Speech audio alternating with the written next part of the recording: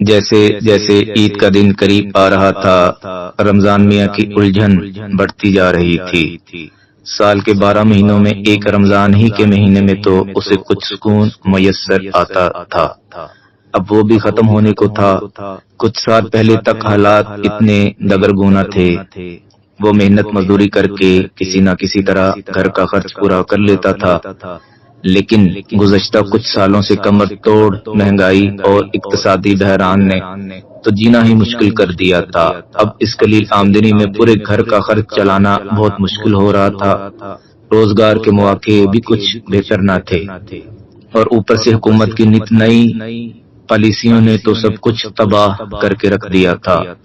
اب ان حالات میں ایک مزدور کی گزر اوقات بہت مشکل ہو گئی تھی۔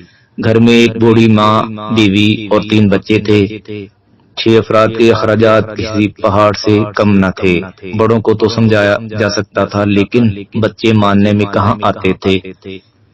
ان کو تو بس ایک ہی دھن تھی کہ عید آ رہی ہے، اب نئے کپڑے بنیں گے، گھر میں سوئیاں تیار ہوں گی، اوروں کی طرح ہمیں بھی عیدی ملے گی۔ رمضان شروع ہوا تو تھوڑا سکون ملا تھا کہ چلو اب ایک وقت ہی کھانے کا بندوبست کرنا پڑے گا۔ بیمار ماں نے بھی روزے رکھنے شروع کر دیے کہ اس بہانے بیٹے کو کچھ سکون ملے گا۔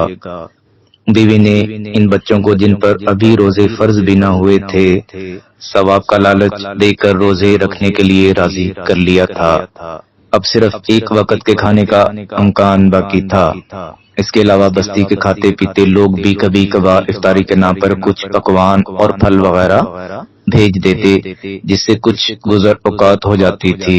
رمضان میاں سوچ رہے تھے، عید آنے کو ہے، لیکن یہ مہینہ تو جیسے پر لگا کر اٹھتا جا رہا تھا، بس اب آخری اشرا باقی رہ گیا تھا۔